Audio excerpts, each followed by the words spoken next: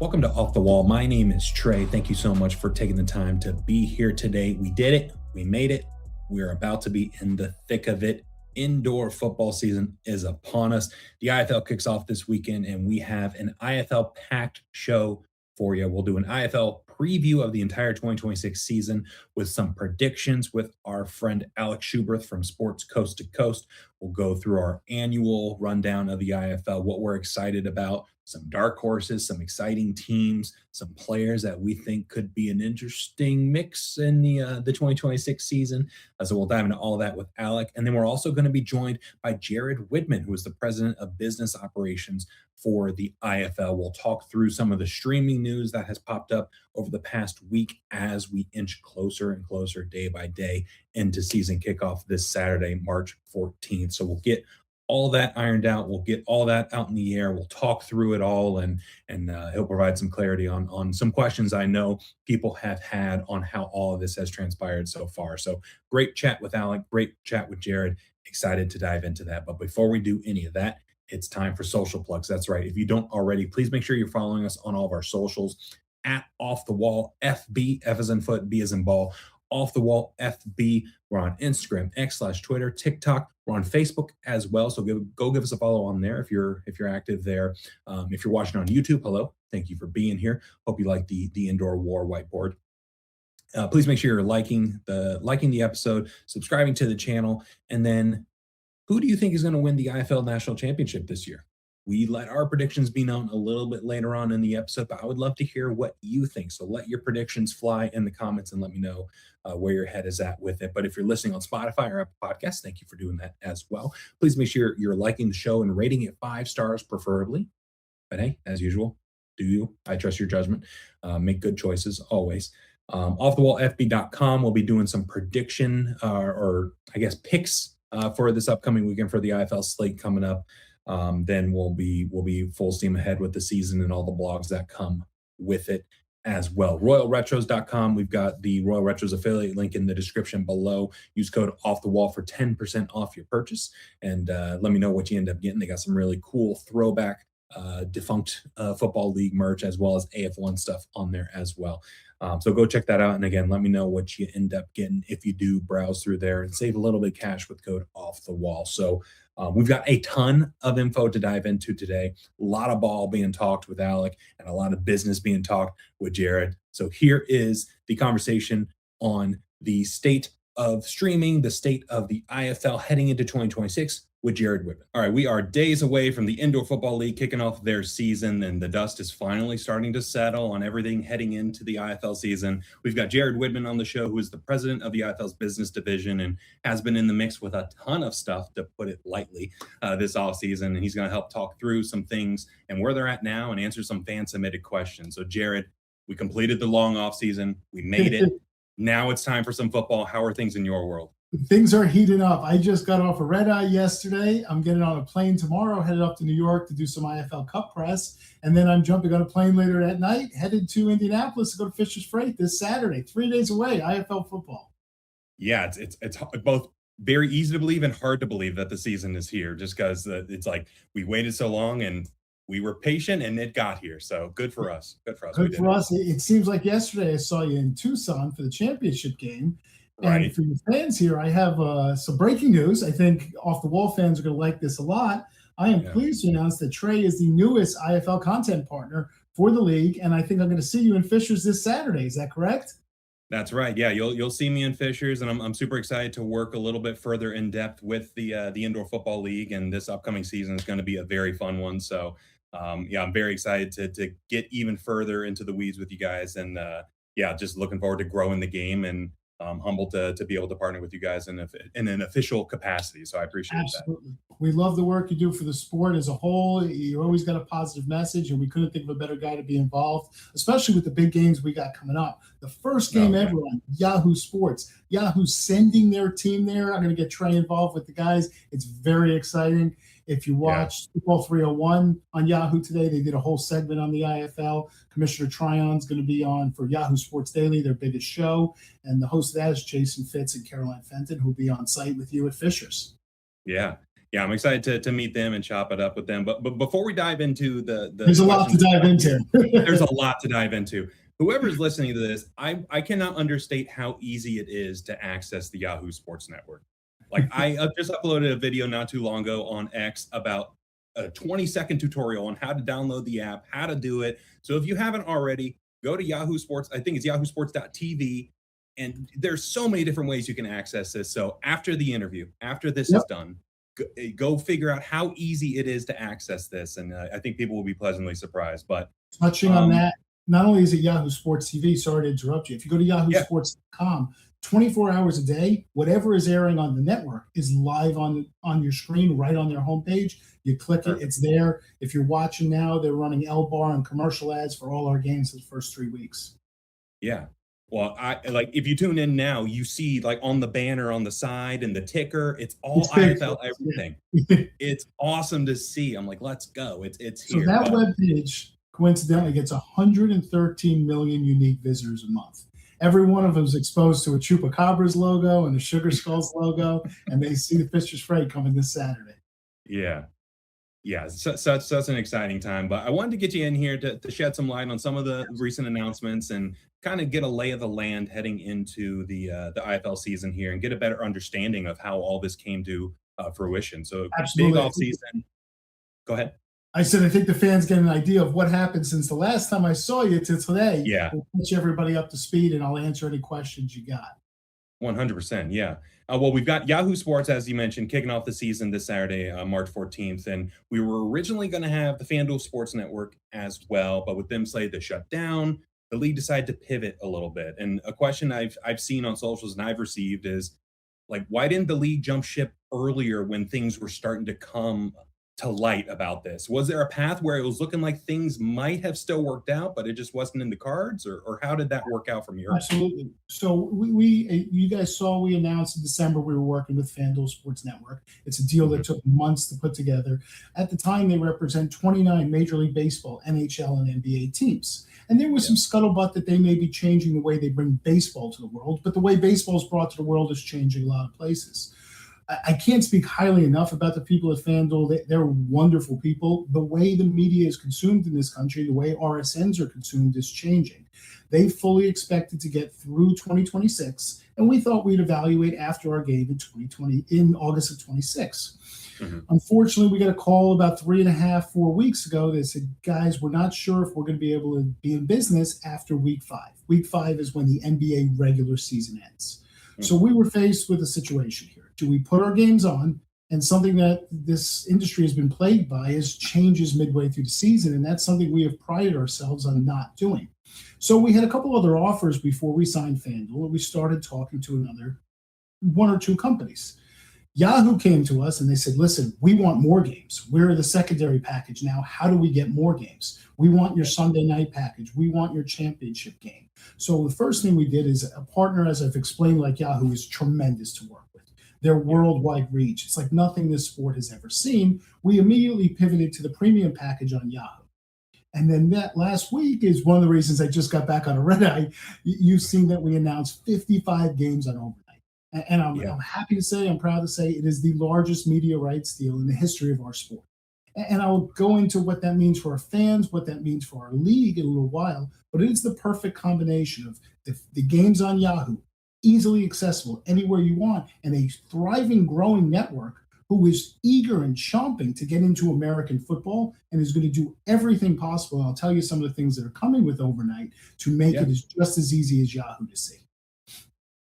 So earlier this week, Overnght was announced, and it seems like that is the final piece of the puzzle when it comes to streaming. The 55 games on Overnght, the 64, we got that math right. Yeah, 64 and 55, 64 on Yahoo. Tell us about this new partner in Overnght and what has the league so excited about it? So Overnght has a massive, massive worldwide reach. Huge into Olympic sports, water polo, rugby, lacrosse, swimming. And their CEO and founder is Kevin McReynolds, big time college football player from UCLA. He's very well funded group. He has a lot of NFL backing in his group, and they want to get into American football. You don't just call the SEC, you don't just call the NFL. Just like our league is a position to help players and coaches improve their life, this is another way to introduce a new market to American football and bring our fans a top tier production. I heard some of the podcasts this week. They said some of the games didn't look the same. Let me touch on that. Every single game, for the first time ever, all 119 are broadcast and produced by the league. That means the same production crew with the same quality is doing game one as it's doing the championship. And as you saw, we have now 56 announcers that we've brought on board that are going to be flying all over the country, both for Overnght and for Yahoo games. Wow. And it seems like that roster is growing, which we'll get to that in a little bit later on. I got some questions there. But speaking on the headline of the announcement of Overnght, Absolutely. It said that the multi-year, multi-million-dollar media rights agreement. Without getting too far into specifics, can you walk through that and what type of impact this type of agreement can have on the league as a whole? Absolutely. Our league, listen, if your business is not growing, it's dying in this country. We have been growing steadily. Commissioner Tryon, he is the titan of this sport. He has done everything possible. He has played, he has coached, he has owned a team. And for the last decade, he's been our commissioner. And we have had steady growth. 2 years ago, we played our games on YouTube. We made an investment in ourselves last year and moved to the IFL network. Now, we caught some heat at the time behind a paywall, and I'm sure we're going to touch on the word paywall once or twice before this is over. Yeah. We want to bring the best product to our fans. We do not want to use a house feed and house announcers to do this. We want to bring Brent Stover and Ari Wolf and Sed Bonner and Curtis Riggs to our fans. And the way we do that, the way any league monetizes itself and gives the best product possible, is to make revenue. For too long, this sport and our league has done what for the industry calls a time buy. When we go to a CBS Sports, and you buy time against selling commercials there. The way the NFL works at the highest level, down to every other league in this country, the leagues that are profitable have people pay them for their rights. So being able to do this, and this league, which has been here for 3 decades, has never achieved this before. And it puts us on a level to invest in our teams, our fans, our players, and give a better product back to the field. Yeah, I think that's the biggest thing when I've been chatting with people on socials about this. It's like, look, they're not paying to be seen anymore. They are paid to be seen now. Like, that is such a massive swing. Like, I really want that to strike home with folks that are listening and watching. Here, we were offered that by a number of streaming platforms. We chose Overnght because they are betting big on us. If you go to their website now, we are there. They are giving every one of our season ticket holders half off the whole year of subscription. They're giving all fans 40% off. They want to be in our league. And the biggest part is they're not just paying us for today. They're not paying us for tomorrow. We are through until the end of 2028 with them. They're investing in us as we are investing in them. Yeah, and it seems like a good match, like you said, where they're looking to grow. You guys are looking to grow together. Strong football background and leadership. Yeah. Yep. Yeah, and I'm speaking on paywall. There is a subscription fee for Overnght. When I looked, it was $11.99 per month, but with that 40% off code that you mentioned, how is that weighed into the decision-making process when you're reviewing the options for streaming partners? And listen, I'm a little older than you, but I go back to where there was CBS, NBC, Fox, ABC, and CW, or it was WPIX then, where everything was free. That's not the world we live in now. Now, we never compare ourselves to the NFL, but for the NFL, you need a paywall of ESPN, Netflix, Peacock, Amazon Prime. I'm a Yankee fan. I pay for 6 services to get the Yankees. I believe you watched the Super Bowl. Most people did. Everyone paid to get NBC somehow. The way this is going here, the only channels that are technically free are fast channels like Yahoo. Right. So even if you're on Fox, if we're on ABC, you're getting that feed from somewhere, and somewhere you've swiped your credit card, be it your cable bill, be it an app, and that's the way it's going in this world. And our league's not, we're trying to be with the biggest leagues. We have to play at that level. I will tell you some good news. All 64 games on Yahoo are completely free. Overnght has offered those 2 discounts as we've talked about, and 7 days after every game ends, they will be completely free on the IFL network to every fan. Right.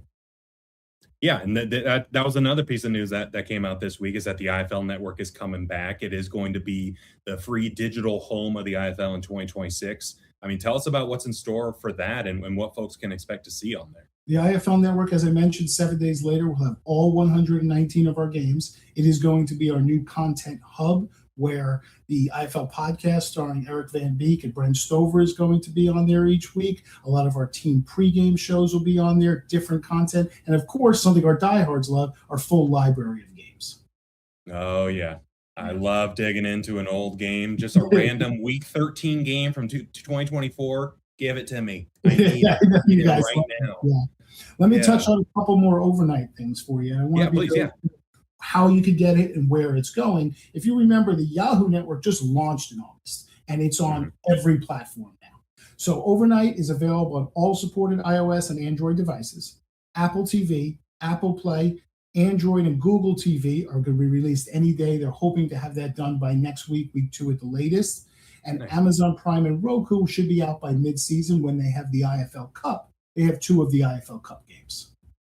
Okay, cool. Yeah, so there's going to be even more ways to watch. It happens every day. It's out of their control. Apple and Google are working it through. There's so many new channels now. It's just an approval process, but it's on its way, and it's very easy to find now, and it's about to get easier. Yeah, it's exciting to hear that, because that was another thing I saw folks chatting about overnight, where they're like, "Oh, I wanted to be able to do X, Y, and Z." It's coming, guys.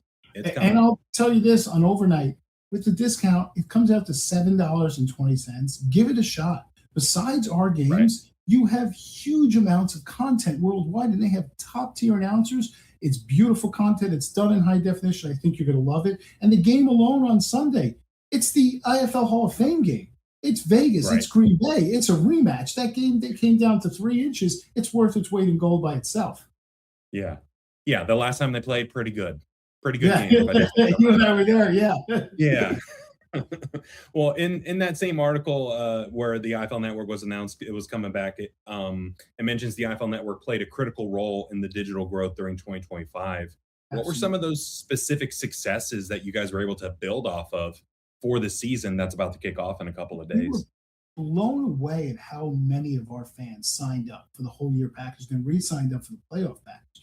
It enabled us to harness our data and talk to our fans. We never sell our data, but we were able to reach out to our fans, ask them what they liked, what they wanted to see, new features. As I mentioned, in 7 days, you'll be able to watch the game. You have clipping tools there. You're able to post things. You can make your own highlights, things that are very important to our fans. You can take a highlight of Jaden Delora this year and go back and compare it and see his growth over the last year from different games. You can look at coaches going on the field. There's a lot of fun things you do, and no leagues have those features where every game is free that you could chop it up and do whatever you want with.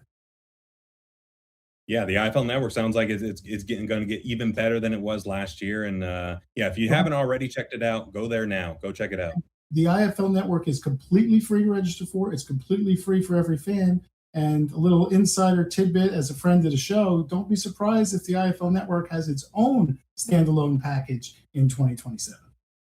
There you go. We're always working on something. I got a little something else for you here. You were the first one to see this. The internet has not even seen this yet.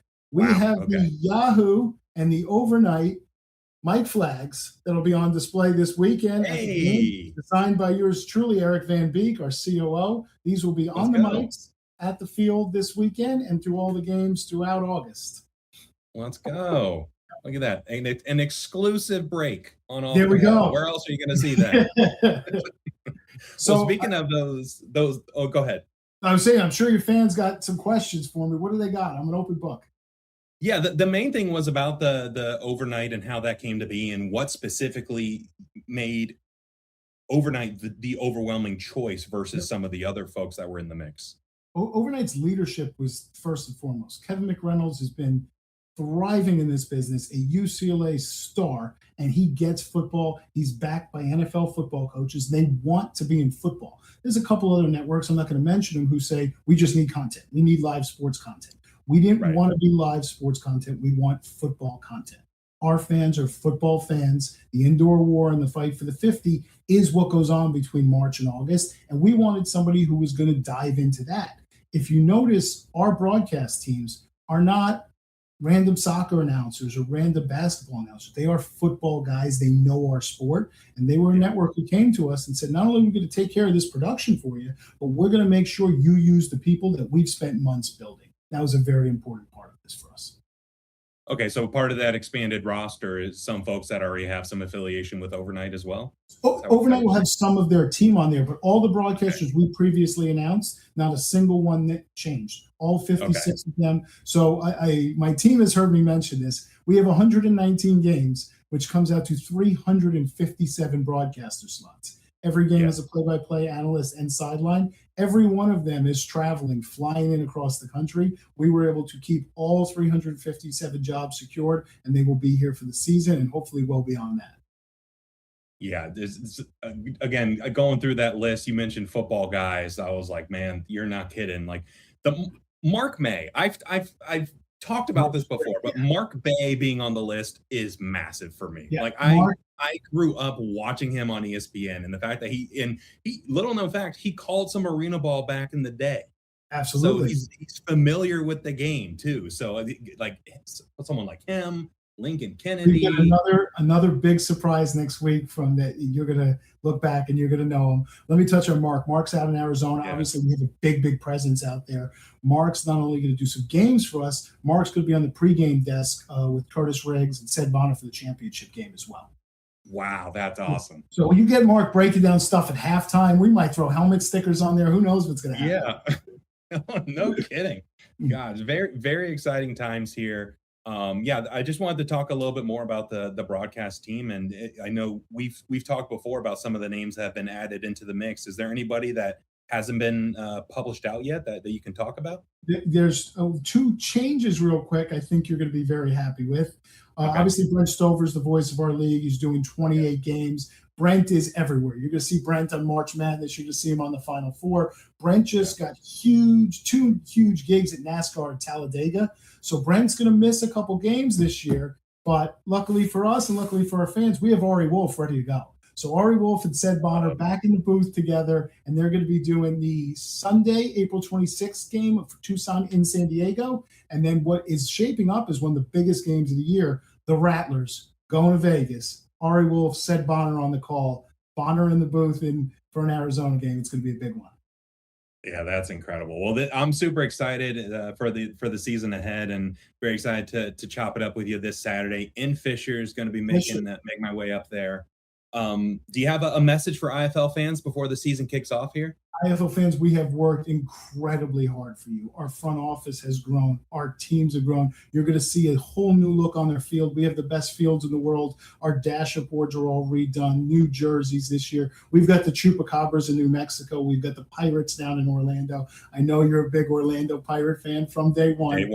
Day one. That's right. And the IFL Cup, the Chupacabras are coming, the Rattlers are coming, the Pirates are coming, and the defending champion Nighthawks are coming. I think you're going to love what you see. Our players have always been the best. Our coaches have always been the best. What I'm telling you now is the broadcast, it is going to look like nothing you've ever seen. It's going to be an immersive experience. And we did it all for the fans. We want you guys to love this sport. We're on a rocket ship right now, and we want you guys strapped in next to us. Awesome. Well, super exciting times ahead. Appreciate you hopping on here, Jared. I'll see you in a couple days, and let's have some fun this season, shall we? Trey, you ever need me, you know where to find me. I'll talk to you soon, my friend. Massive thank you again to Jared for taking the time to hop on here and ask some of those burning questions I know people have had over the past couple of months, and certainly this week as Overnght was announced as the final piece of the streaming puzzle for the IFL 2026 season. 64 of the games will be on Yahoo Sports Network this upcoming year, and 55 will be on Overnght, and all the details that we just went over. So it sounds like Overnght is in a spot similar to the IFL where they're looking to go and grow, and so is the IFL. They're looking to go and grow together. So I'm really interested to see what this ends up looking like for both parties, and this could be something where you look back in 5 years and you're like, wow, they both got in on the ground floor together at the same time, and this really worked out. So patience with everybody. I know a lot of folks were like, oh, what if they did this? What if they did that? What if they went to ESPN? What if they did? Look, baby steps. If we're going to grow the game, we got to know where we're at. And I'm just excited to see where we continue to go and grow from here. But that's the business side. That's the streaming stuff with Jared. Let's dive into the IFL preview of the 2026 season. with my friend Alec Schuberth. All right, joining us on the show today to talk IFL and to preview the 2026 season, he is the lead IFL contributor for the Sports Coast to Coast Forum, which is linked below in the description. So go check it out if you haven't already. What are you doing? You're missing out on some good content there. Welcome in, recurring friend of the program, Alec Schuberth. Alec, we did it. Congrats on surviving the off season. How are things with you, and how are things with Sports Coast to Coast? Things are going pretty darn well. The forum is starting to ramp up preparations for the upcoming season. Hard to believe that we're already less than a week away. Right. It's been a grueling grind. We've had to survive a whole NFL season to try to get here. But we're almost there.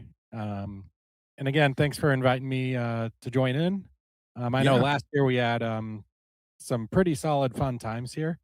Previewing the 2025 slate, we ended up calling some pretty serious shots. Yeah, as well. So I was looking back on our notes. Again. I was looking back on our notes. I was like, all right, we know ball. Look at us go. We know a little bit what we're doing. We know a little bit, yeah. We'd hope so. Yeah. Well, what you guys do on Sports Coast to Coast is really awesome. I can't give you guys enough kudos. Some of the preparation that I did for the season and for some of my notes here, I couldn't find on the IFL website. I had to go to Sports Coast to Coast and dig through some old posts and find some box scores and find some things there. So not only do you provide some good commentary and some good like previews and reviews of games, but you got some good historical context in there as well. So I appreciate you guys, what you do with your historical record keeping there. Yeah, for sure. I mean, stats as far back as I think 2015 or 2016, somewhere around there. Wow. So well before I joined Forum, which was about 5 years ago. Yeah.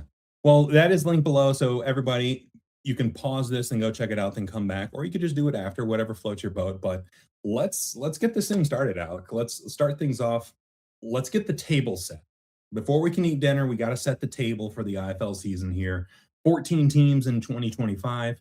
14 teams in 2026, one left, one came back. Bay Area Panthers went dormant for 2026. The New Mexico Chupacabras, formerly known as the Duke City Gladiators, came back or debuted, depending on who you ask, depending on what your perspective is. And then your beloved, I guess our beloved now, Pirates pieced out from the Massachusetts area down to Florida and Orlando. So what are your thoughts on this offseason so far, and what's your outlook on the 2026 season as a whole? I mean, if last year was any indication, this is going to be a fun one. And naturally, the league has done everything and it is good so far to really ramp up what we saw in 2025, which is already arguably the highest quality indoor football around. Yeah. Players have been moving to teams where you look on paper and you say, oh my gosh, somehow they're stronger. And we're seeing this almost across the board. There are some exceptions, to be sure. Right. But yeah, it's going to be so thrilling to see, especially those first 3-4 weeks of the year, as teams are starting to gel and how they're trying to match up against each other. Yeah, the first month of the season is always a wild card because you could have some teams that go 1-3, 2-2, 0-4, but then they go on a tear the rest of the season. But then you have the opposite end where maybe it's a little bit of beginner's luck, and then teams just kind of fall apart down the stretch. So it's always interesting to see how that first month of the season goes, because like saying the table for this preview, it sets the table for their season as a whole. But there's a bunch of different things with the IFL season coming up. They got the IFL Cup, that mid-season tournament. They got Yahoo Sports, where I believe 64 of the games will be streamed. And then the recently announced streaming partner Overnght as the final piece of the puzzle. It seems like the IFL is in a spot to make a big leap in 2026 and get some national attention here. Of those three things, what are you personally most excited for? I would say the broadcasting deal is probably the biggest one because, every offseason, it seems, for a while now, we've found ourselves asking, how are we going to watch games now that kind of YouTube is out of the picture? So it took a little while, pretty much right up until kickoff, for us to get our full, clear answer. But no, we have it. We have 64 games on Yahoo Sports completely free, 55 on Overnght, which is behind a paywall. but yeah, it's 119 games. It's going to be great. And yeah, I'm excited. Yeah, there's so much. I'm excited to see how everything kind of plays out now. Like you said, a lot of momentum has been built up this offseason, but now it's time to execute. Now it's time for the league and the teams to show up and show out and put on a good show for the fans and grow the game. So let's dive into some of the on field stuff now. Well, I guess sort of on field with coaching changes. They're on the field technically, right? Yeah, that Oh counts. yeah. We're looking at some of the coaching changes across the entire league heading into the season. Coaching change in Orlando, Tucson, Iowa, San Antonio, and New Mexico. So 5 different spots where we got a new head coach coming into the mix.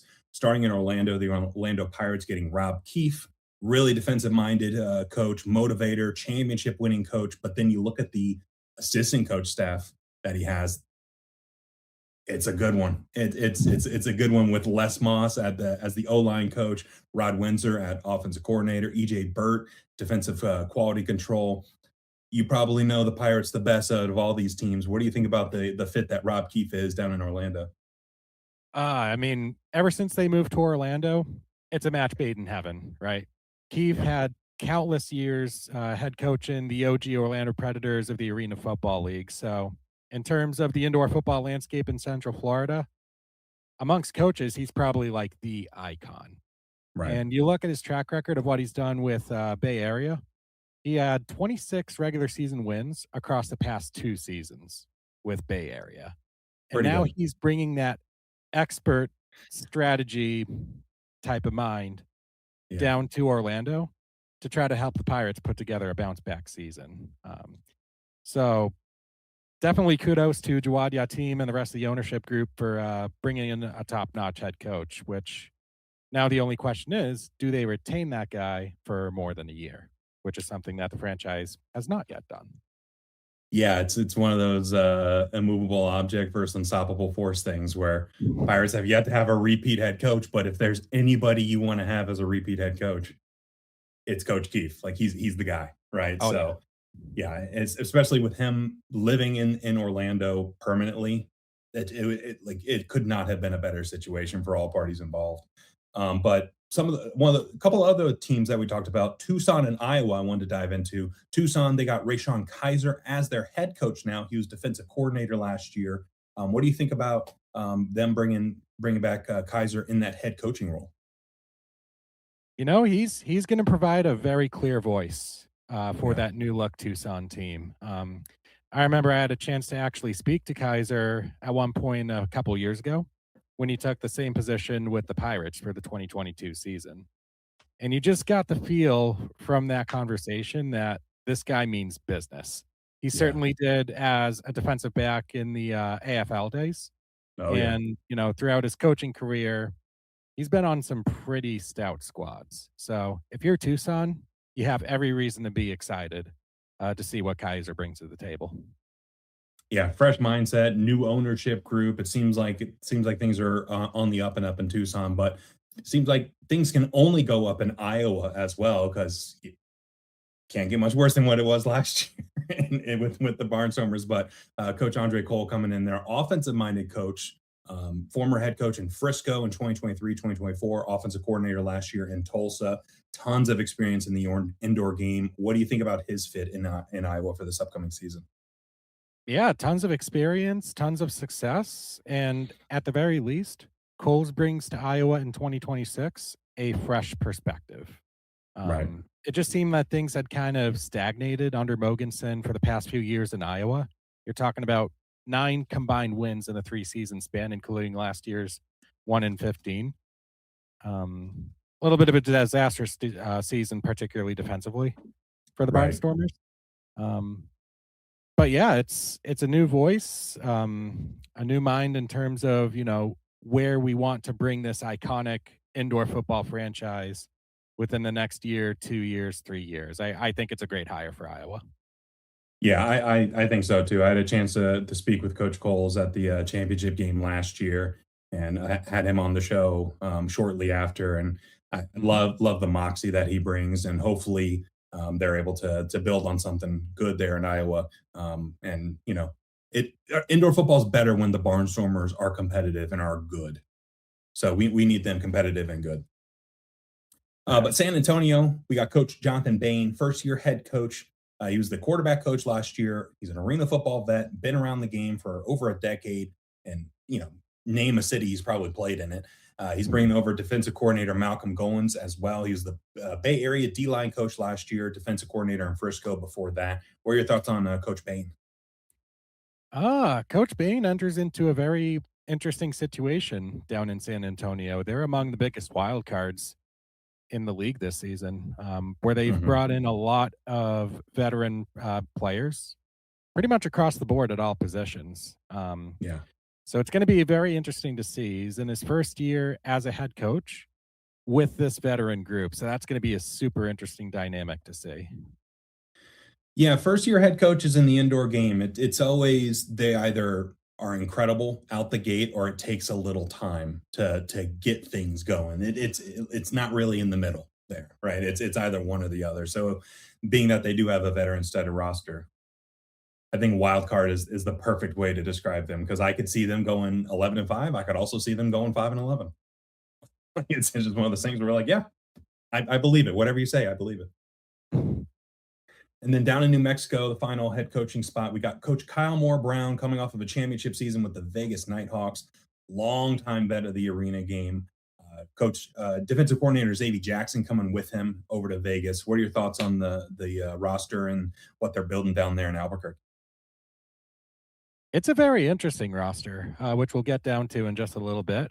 But in terms of a franchise coming back from dormancy, tough to do better than having a coach fresh off a championship to lead that effort, for sure.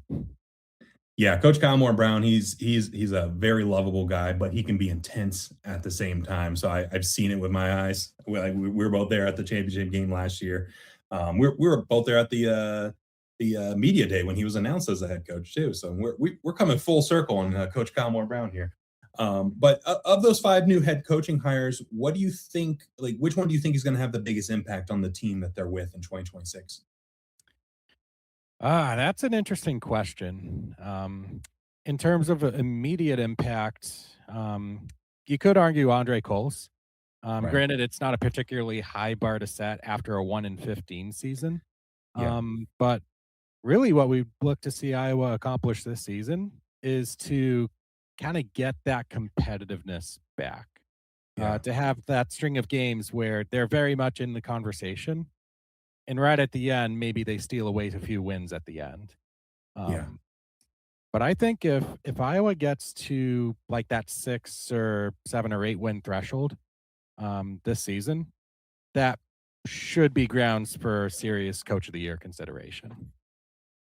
Yeah, 100%. Because the I don't want to have to tweet out, "Oh no, Iowa" this year. That's my goal. If I don't post that and the world starts collapsing in Des Moines, that'll be a good year for Iowa. So I agree. I think Coach Coles has the biggest ceiling there in terms of what he can do for that team. But I think Coach Keefe, when you look at his pedigree as a coach, and then you add on a mega talented roster that they got in Orlando, especially at the wide receiver position and at running back, it's like, man, Coach Keefe, he's going to be in a good spot. Like, that's such a good spot, and it's a good time to get in on the ground floor of a brand new team in the Orlando Pirates. But let's dive into the Eastern Conference, shall we? Let's start off same structure that we did in last year's preview. Who is the most exciting team to watch in the Eastern Conference this upcoming season? You know what? I'm going to go on a limb here. Even though they're not my number 1 ranked team in the conference, I'm going to go with the Jacksonville Sharks. Okay. We're going to have a completely brand new looking offense under James Cahoon, who's more of that like pure pocket passer that we saw in Iowa, versus the team of Caleb Barker, Tyler Huff, Espinoza, that were a lot more running game centric. Right. So you put him in there. Behind him at tailback, you got Jimmy Robinson, back-to-back rushing king. Obviously lost the season last year to that devastating non-contact injury in Tucson. But yeah, you got Marquel Wade at receiver. Lowell Patron comes in from Green Bay. So that Jacksonville offense is very scary. And they also retained some good pieces as well on defense with Chris Rice and John Huggins. So for Coach Gibson, it's a really, really good starting ground to be in order to set the tone early. Yeah, Jacksonville has a lot to prove this upcoming year. You know, their first year in the league, they were trying to get a feel for everything. You could tell they were figuring things out.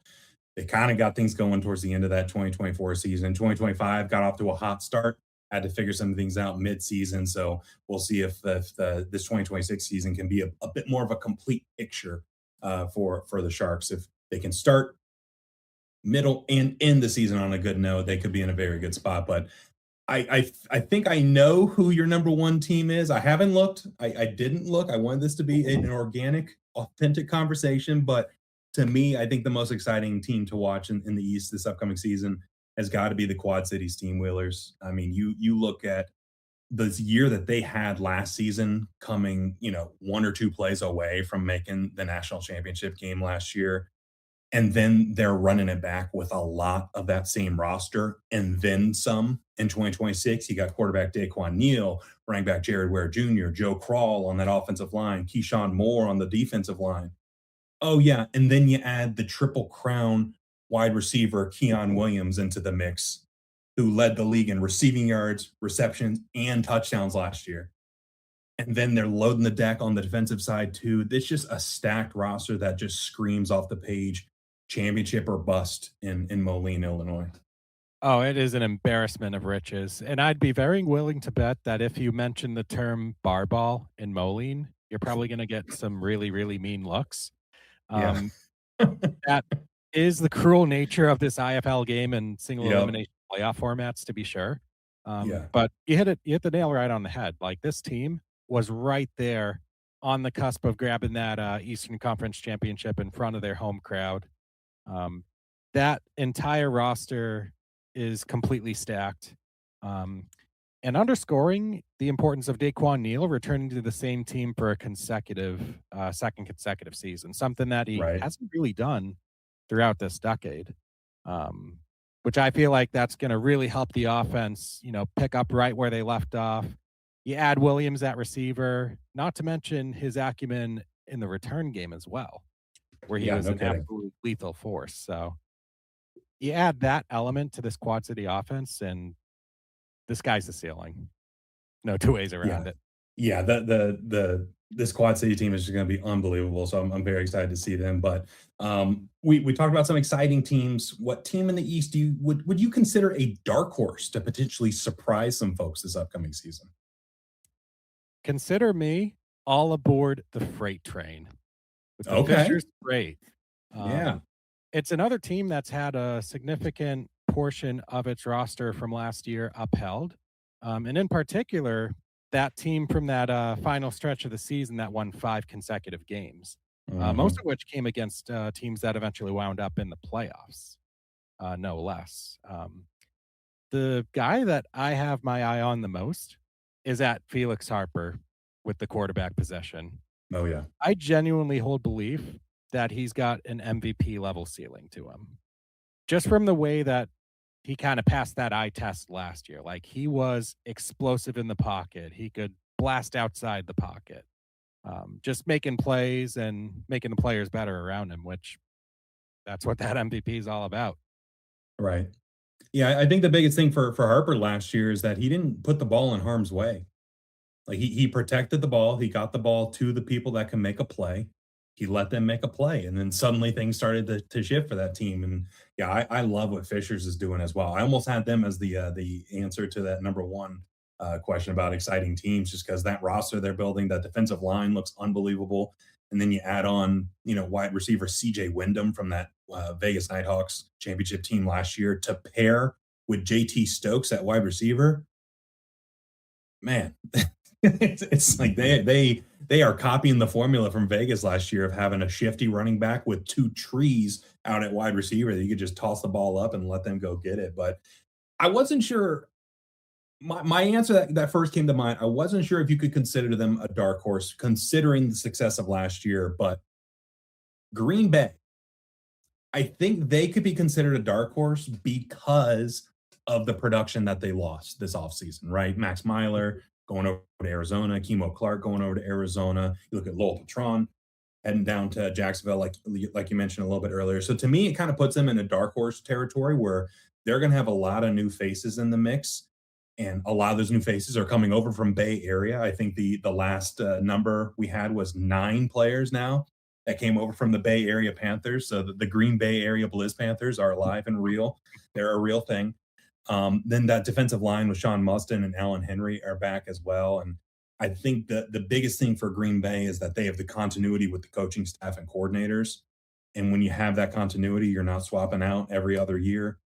It's usually a recipe for success, and things have been trending in the right direction for Green Bay. A bit of a rebuild here, but I feel like they could surprise some folks if the quarterback position gets the production that they're hoping. Yeah, and that's really the steepest hill that they have to climb, right? They probably face the stiffest challenge in that regard. In terms of the teams in the Indoor Football League looking to replicate their success from last season. Obviously, re-upping another IFL Championship appearance. I mean, getting there once is already hard enough to begin with, but getting there a second consecutive time, oh man, it's much tougher when you have that target on your back. But yeah, Green Bay's got a lot to kind of try to figure out on the fly, especially with all of that production that they lost. And one guy at receiver as well, TJ Davis, now in the CFL, I believe. That's right. Yep. Yeah, so you look at that offense from last year that was just so prolific and scoring points at will. I think they scored 70 plus 3 times, at least 2 times. Sounds about right. They were the best offense in the IFL last year. They were just lighting it up. For the game? Yeah, they were lighting it up, and you just look at their top playmakers, and all of them are gone. And so it's a tough campaign ahead. But if anybody can do it, I think Coach Roberson and that staff are up to the task. Who do you think is going to be the biggest impact free agent in the Eastern Conference for this upcoming season? I think we touched on it earlier, but Keon Williams. I mean, Yeah. you're talking about the guy that led the league in the 3 most significant receiving categories a season ago: catches, receiving yards, touchdowns on a 1-win Iowa team. Now you put him from there, you take him to the team that was the number 1 seed in the East a season ago. That's borderline unfair. I'm sorry. Yeah, that's crazy. When I saw that come through, I was like, how? Who allowed this? But yeah, on a similar position, Naquan Murray out in Orlando. I'm fascinated to see how he does there after putting together a couple of all IFL seasons in San Antonio. Yeah, he's going to be exciting. That whole wide receiver core in almost said mass. God, caught myself. In Orlando is going to be very exciting this upcoming season if Talia can get the ball to him and get the ball out of his hands, kind of play that Felix Harper role that we mentioned. Don't be dangerous, don't be reckless with the ball. Get it to your guys, let them do their thing. They'll be just fine down there. But sticking in Florida, you touched on it earlier, but I think James Cahoon is the biggest impact free agent in this Eastern Conference. Because as with most teams, the Sharks are going to ride or die with their QB1. And last year in Iowa, they were a pass, and then pass again offense. They rarely ran the ball. I think there was a game where they ran the ball 1 time and threw the ball like 45 times. It was just an absurd ratio. So going from Iowa, where they're a very pass heavy, to a more run oriented Jacksonville organization, and pairing him with Jimmy Robinson and Lowell Patron, Markel Wade, like you mentioned, how is that going to work? Do we see him in more of that dual threat role? Do we see the offense shift to more of his strengths? Because you also got to remember, as great as Cahoon was last year, he led the league in interceptions too. So he was a true gunslinger where he would cock back the ball, throw it deep. It could be a 45-yard touchdown or a pick six. Every single play. You had the argument too of, okay, Keon's probably down there somewhere.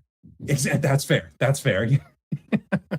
So it's like, what do they do? Do they lean into the pocket passer and use Jimmy Robinson as like the dish out guy, kind of like what they did with Alejandro Benefield in Massachusetts a few years back? Do they try to get him in more of a dual threat role? I'm just fascinated to see what ends up happening with Cahoon down in Jacksonville. Yeah, so many ways that you can attack that in terms of the hypothetical way that offense is going to go. but there's no shortage of talent, that's for sure. Yeah, 100%. What team do you see potentially not living up to expectations in 2026? Not necessarily not living up to expectations, but probably with the toughest deck stacked against them would probably be Iowa. And that's just Mhm. simply because you're coming off a one-win season. And oh, by the way, the rest of your conference is incredibly stacked, where you Yeah, could come up with arguments for and against pretty much any of those teams in terms of being among the top 4 to make the playoffs once we get into August.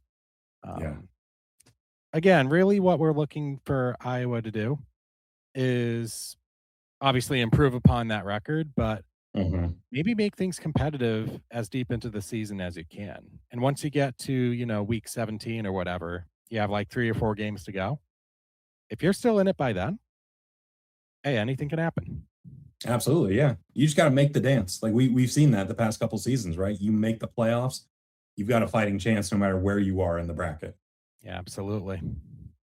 But we've talked about this team quite a bit, but, uh, to me, a team that might not live up to expectations is also the Jacksonville Sharks. Like, I feel like they're gonna be a super exciting team, but the turnover bug with Cahoon just scares me when I look at this team and I'm looking at his body of work from last year. Granted, it's going to be something where is it because his sample of passing was just so large that like teams knew he was passing, or is it the gunslinger mentality, right? Where he trusts his arm a little bit too much at times, right? So defensively, that they'll need to improve upon what they did last year as well. Quite a bit of turnover on that defensive roster, so they could get off to a slow start. But yeah, I think this team is going to ride or die with what James Cahoon can do at the quarterback position. Well, wrapping up the Eastern Conference here, playoff predictions. If you had to give a top four, one, two, three, four seed in the Eastern Conference for this upcoming season, what are we thinking? Where are you looking at? I'm looking at Quad City to repeat as the number 1 seed. Mhm. Jacksonville behind them at the 2nd spot. Fisher's at number 3. And the number 4 spot, I have Orlando sneaking that out. Okay. Yeah, I'm in a very similar spot, but a couple mixes here. So agree with you on Sure. Quad City at number one. I have Fishers at number two because I just really love this roster and what they're doing and what Wooten clearly saw work those last 5 weeks of last season and running it back. I have Tulsa at the 3 spot. Yeah, we And then haven't really about him much I have yet. I have Orlando at the 4 spot as well. So we got a couple common things there, but I have Jacksonville just on the outside looking in. We haven't even mentioned TJ Edwards' name yet on this Mm. Eastern Conference preview, which is just insane. That just shows how stacked this entire Eastern Conference is. TJ obviously coming back from injury, and this whole crew of savvy veterans that Tulsa's bringing together with Ulrich Jones, Mike Kerrigan, Trey Harvey, the mayor coming back, Trip Harrington coming over. Just a really good roster in Tulsa where I think they could be in a spot where TJ's on a bit of a redemption tour from his season-ending injury last year and has a little bit of something to prove. Yeah, absolutely. I mean, coming off as scary of an injury as that was, because I happened to be at Tasonga Center the night that that happened, Yeah, and goodness gracious, nobody should have to go through the harrowing emotions that venue went through that night. right, But obviously, collective IFL community is rooting for TJ. He's posted a couple clips of him doing some workouts, some throws. Um, it's obviously encouraging, and if he's able to suit up for Tulsa's first game as the starting quarterback, that would be incredible. Um, it would be awesome. Yeah. yeah, and then the only So, question left will be to see how much of that explosiveness and that 2023 MVP form is actually left. right, yeah, because he's reuniting with Coach Billy back from his days in Frisco, right? So Yep. it's something where he's already got some familiarity there, and it's not like it's a brand new relationship. So it's something where it's like, man, this Tulsa team, they were feisty last year. Mm. Even after the TJ injury, they brought in some guys that were able to fill the void a bit. But yeah, this Tulsa team looks very nice as well. So we talked about the East. Let's dive into the West here. The Western Conference, just so much fun in 2025. It was a shot of adrenaline every single snap of the playoffs, and it's been the home of the last 4 IFL national champions. So Right. talk about this Western Conference. What team are you most excited to watch in the West in 2026? Oh, let's go with the reigning champs, the Vegas Nighthawks. Yeah. Again, a common theme that we've been talking about so far is, how much of the roster has been retained. An especially interesting question for the team that lifted the hardware last year. Yeah. Jaden DeLaura, championship game MVP, returns at quarterback for his second season. Quentin Randolph, the franchise's leading receiver, also back in the fold. Top 3 option in the IFL and probably not number 3. Oh yeah. And yeah, led by Mike Davis, who's been with the Nighthawks from the very jump. Yeah, they're going to be super exciting as they've been. Yeah, they had a ton of players get opportunities outdoors up in the CFL this past offseason, and they were able to bring in a ton of great players as well. Josh Tomas coming over from Bay Area. So it's like, all right, Vegas loses Antonio Wimbush, but they gain Josh Tomas, so they're just going to pick right back up from where they were last season, and it seems like they might not even miss a beat. But a team that I'm very excited to watch in the West is the San Diego Strike Force. This roster is unbelievable. Just returning a ton of talent from last year's campaign where they were a push away from also appearing in the IFL National Championship. You got Nate Davis, one of the goats of indoor football. My guy, Ed Vander at running back, #FeedVander. An unbelievable wide receiver crew. When you rattle off these wide receiver names, you got Arthur Jackson, Dallas Daniels, Shane Hooks, Cole Blackman, and Jalen Sample. Who do you take off the field? Who do you take off the field? That's just an incredible to see. And then they're returning a good chunk of that defense from last year too. So with this San Diego team, I get that same feeling this year that I got with the Vegas team last year, where they were knocking on the door of being able to get over the hump and make it to the championship game.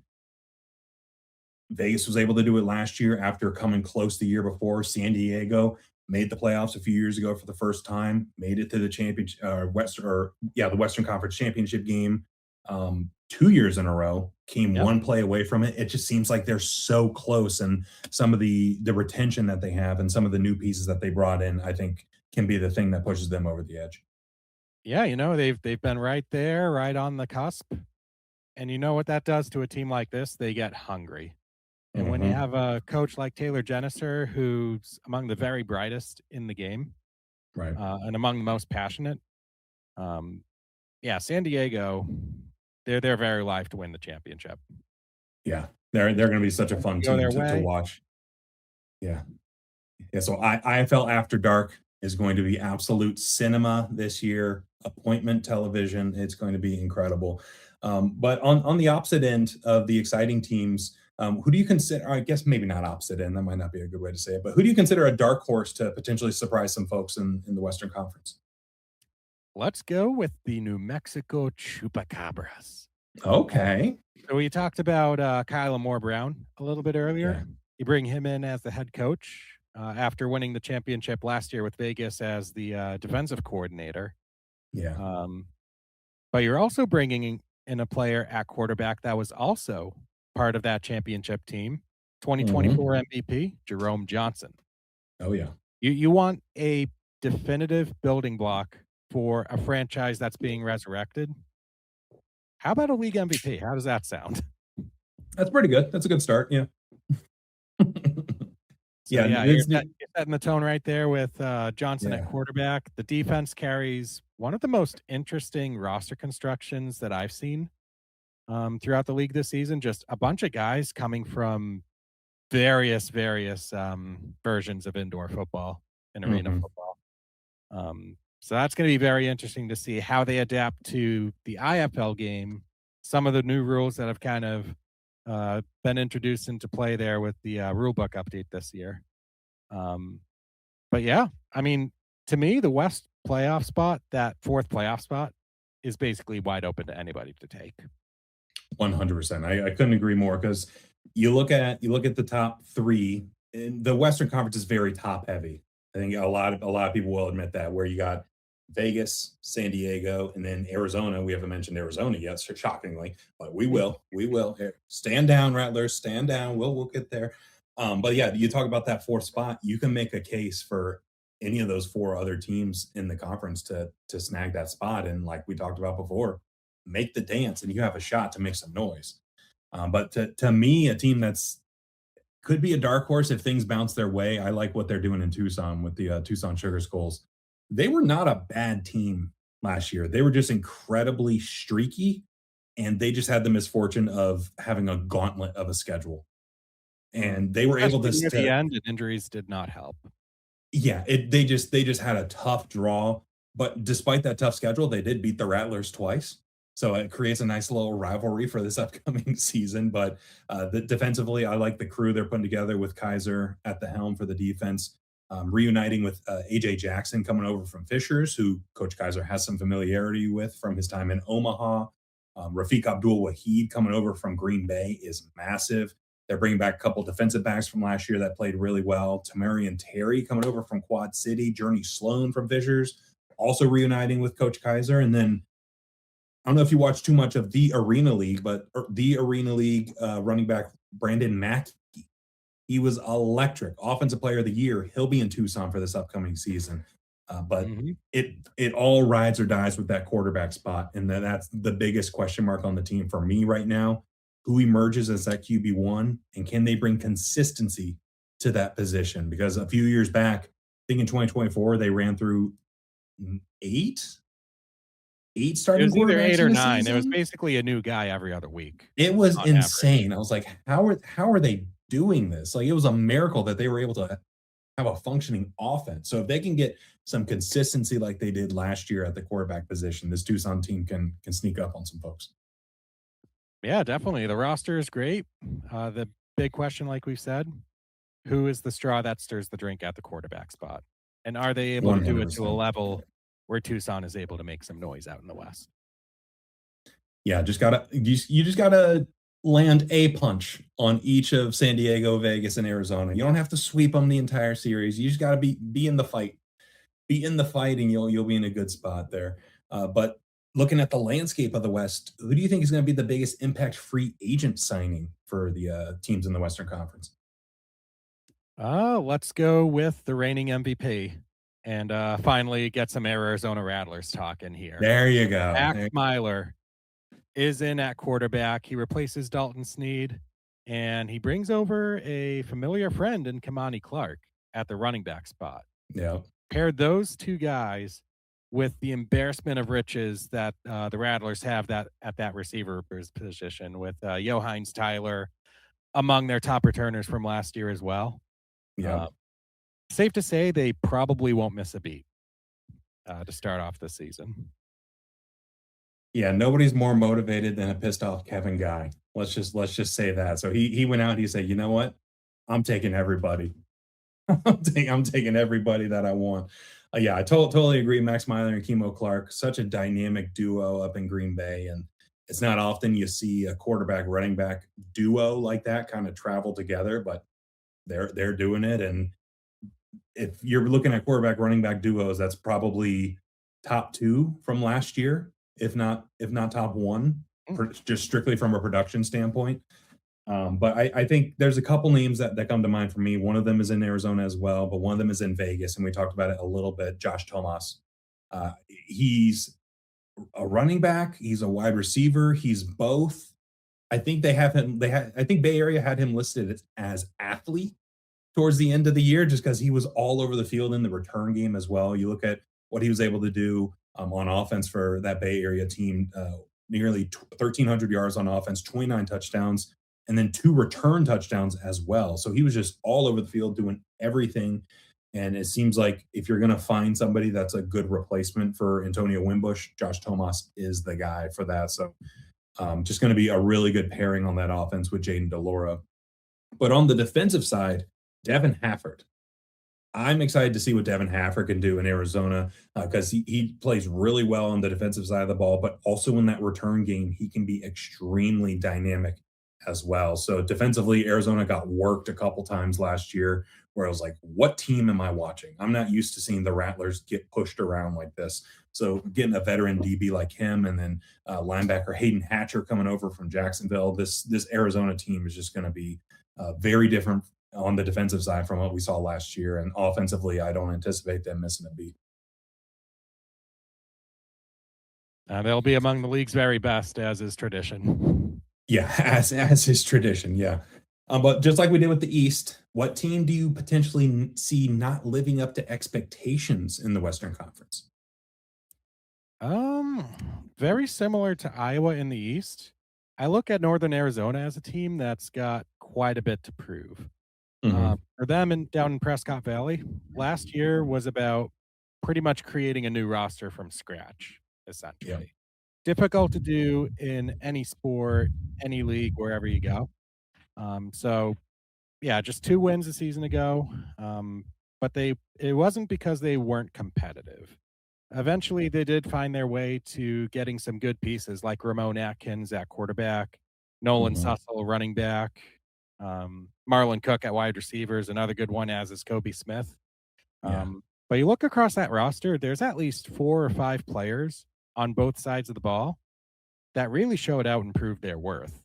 And now for Coach Ron James, is that the nucleus that you're going to rely on to maybe push your way back up the standings in the West? Right. It's going to be a stiff test because you have a lot of other unproven pieces to kind of figure out what exactly you have there.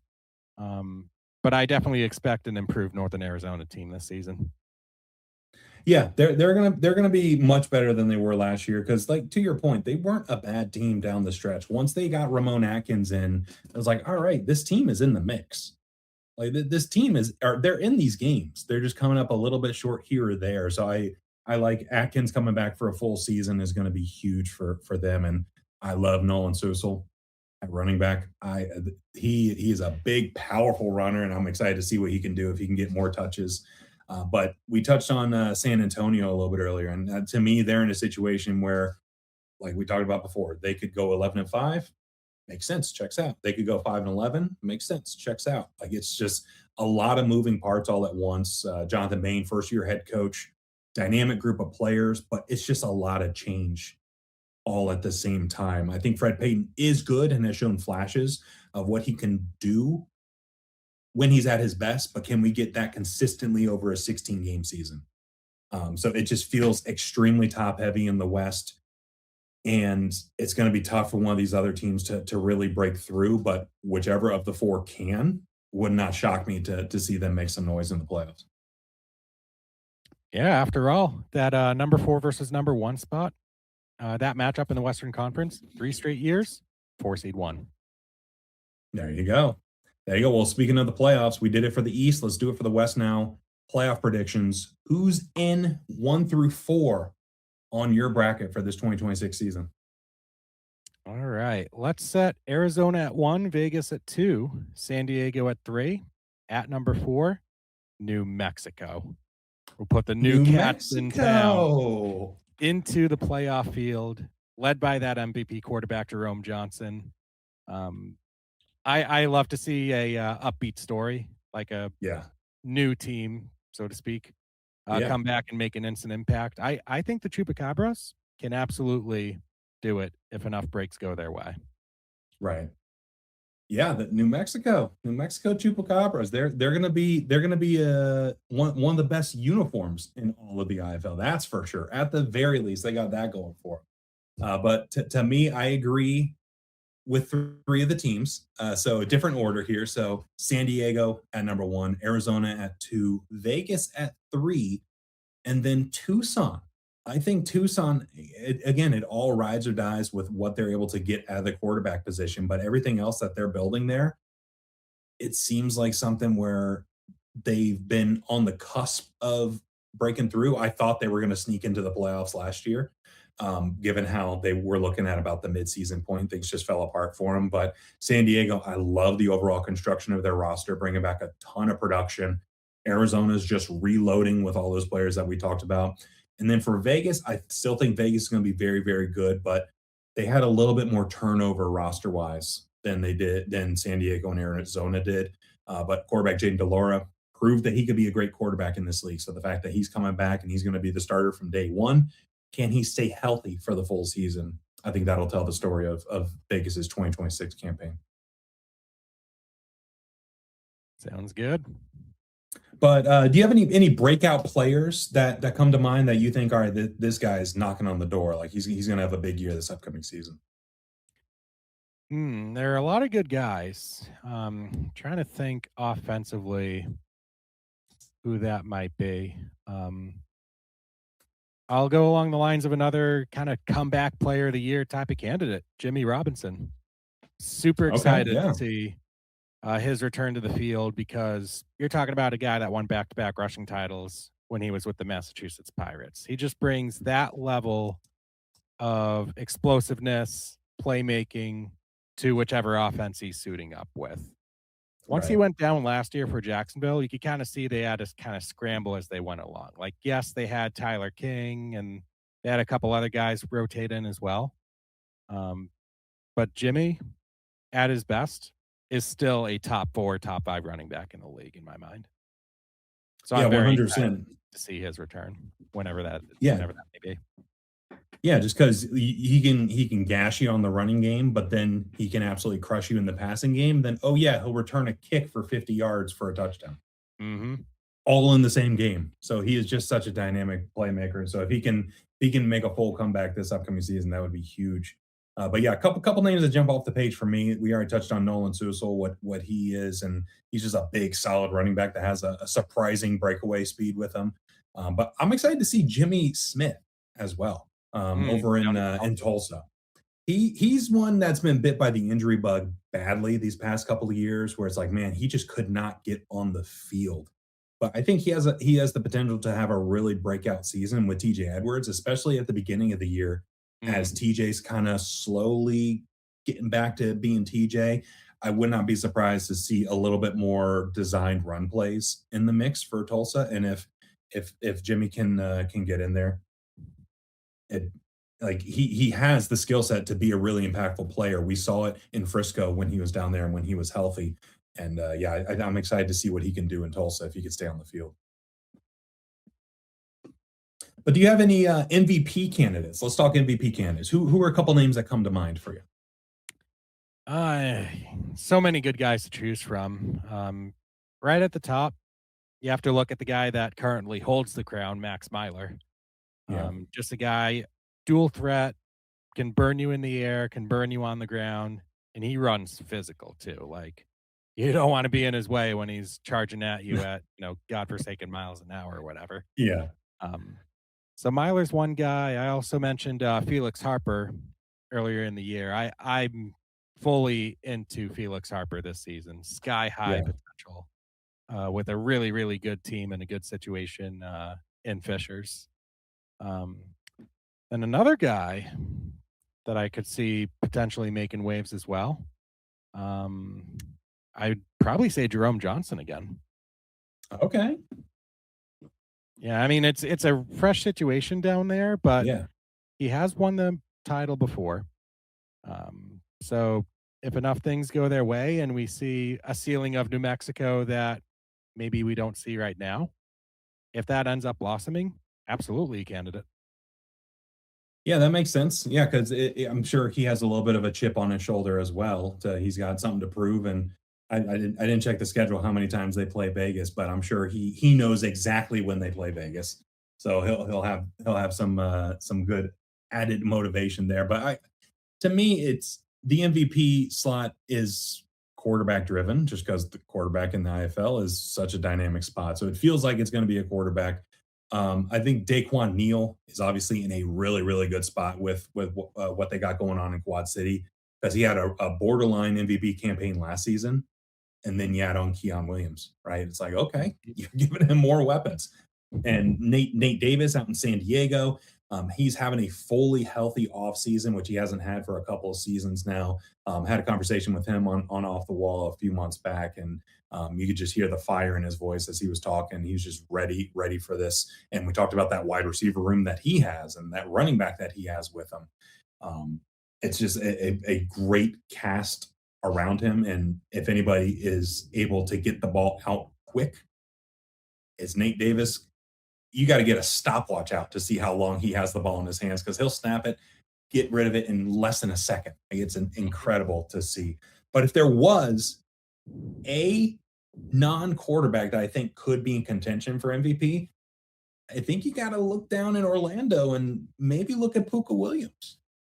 Let's throw Puka Williams in the mix here, because look at what they were able to do in Bay Area, they being Keefe, Windsor, and Moss, with Tomas last year. Puka Williams is kind of that similar mold, very shifty back that can play anywhere on the field if you can get him the ball in space. So if there was a spot for a running back to really make an impact and make a jump, I could see Puka making some noise if last year's Bay Area offense is any indication of what's to come in Orlando. Yeah, and you're already working with last year's rushing king, and a guy that proved in a Massachusetts offense last year that had it more than its fair share of struggles. Williams was that bright spot, not just as that volume-driven rusher, but he held his own in the passing game as well. Like, I remember a couple games he had upwards of like 6+ receptions, just making a positive impact in the game in that regard. But yeah, especially with that coaching staff, in their history with really good running backs, like we mentioned, Josh Tomas, but Keefe has also had Justin Rankin at that running back spot. It's a really good point there. Yeah, so it's exciting. I don't think it's going to go to a non-quarterback, but hey, we can dream. That's what we do here. We dream. Yeah, let's discuss it. Why not? Yeah, let's get nuts. Let's get crazy. But it's time.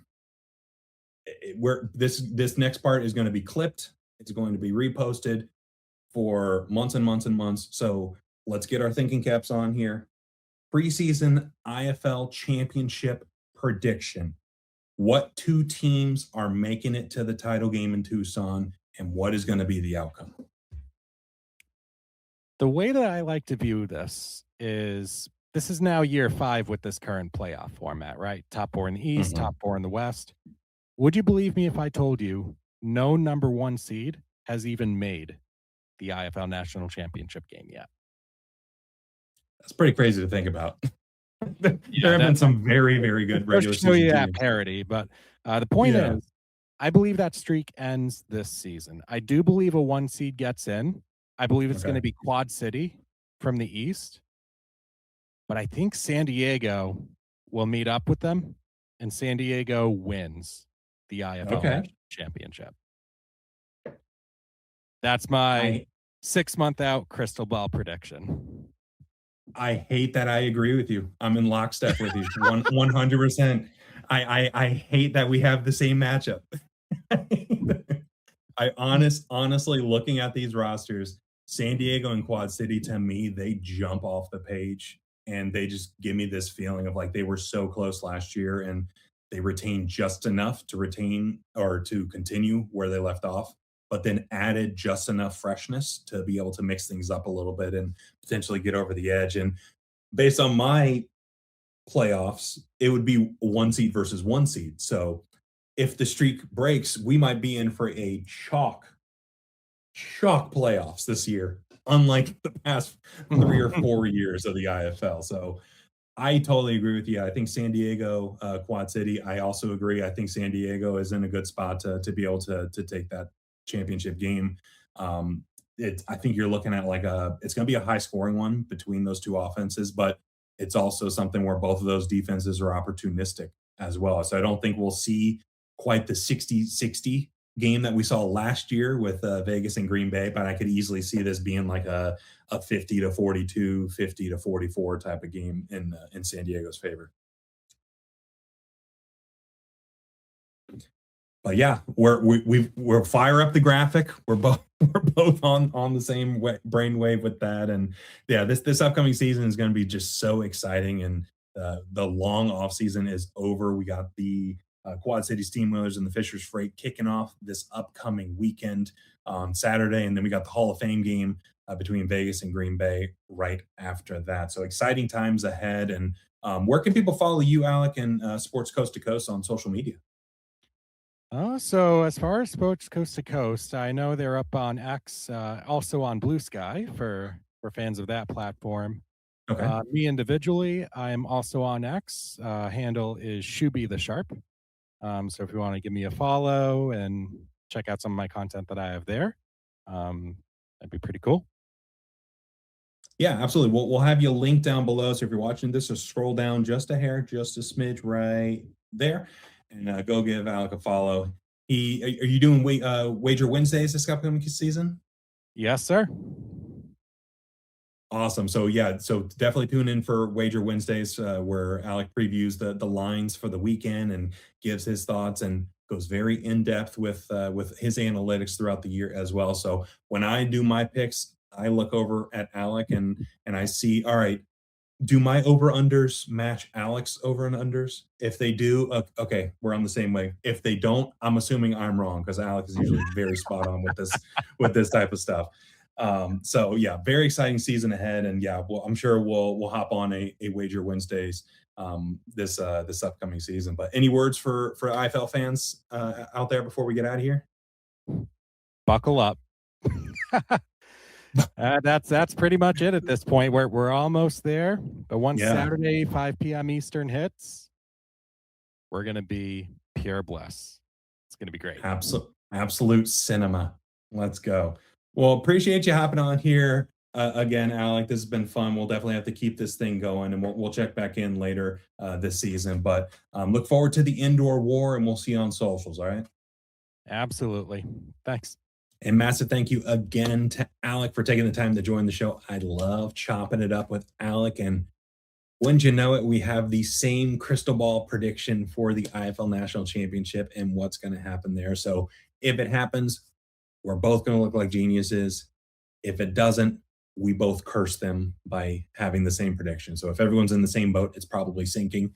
So we're either going to be brilliant or we're going to go down together. So big shout out to Alec for taking the time to hop on the show. And I'm serious. If you have not checked out Sports Coast to Coast, make sure you go check out that forum. They do lots of good stuff for indoor football. They have a really good history of game recaps, game previews.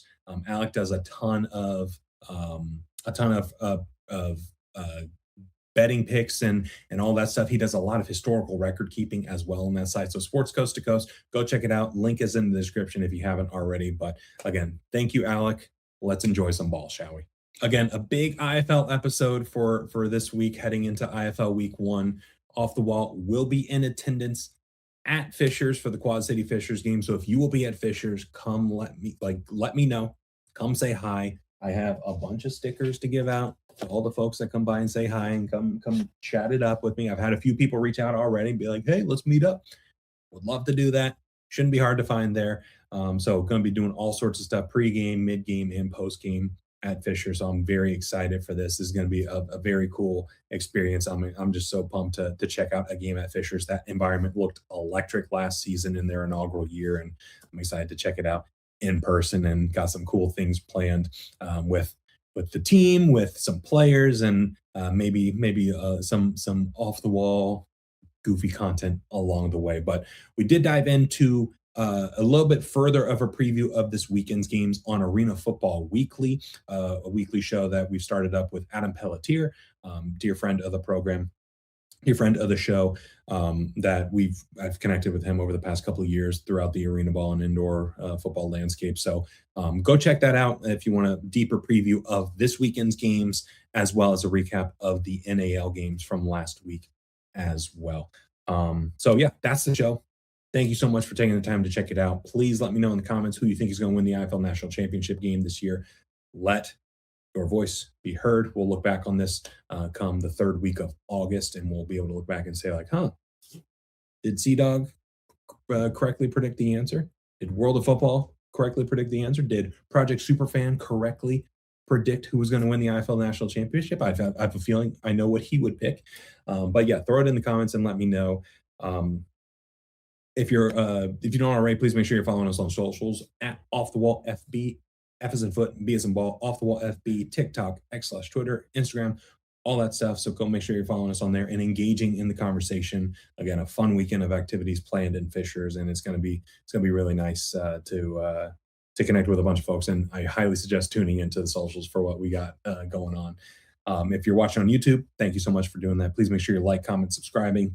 Spotify, Apple Podcasts, liking the show, sharing it with a friend, peer pressuring them into the world of indoor and arena football, preferably rating the show 5 stars on the review page.